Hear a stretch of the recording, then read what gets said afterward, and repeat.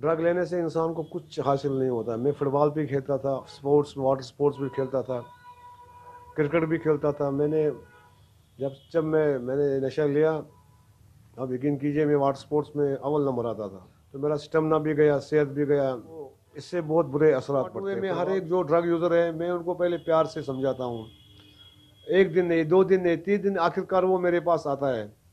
तो बहुत से ऐसे बंदे हैं जो उनको मैंने ओएसटी लिया, डीआईसी यहाँ पर ले लिया, जो ठीक है। अब 8-8 10-10 हज़ार रुपया वो तनख्वाह लेते हैं, अपनी रोजगार कमाते हैं, बड़ी अच्छी ज़िंदगी है उनकी। अब उनके माँ बाप भी खुश है। जो ये नौजवान आज की लत में पड़े हैं, वो अपने आप से मशवरा करे कि ये चीज़ अच्छी नहीं है।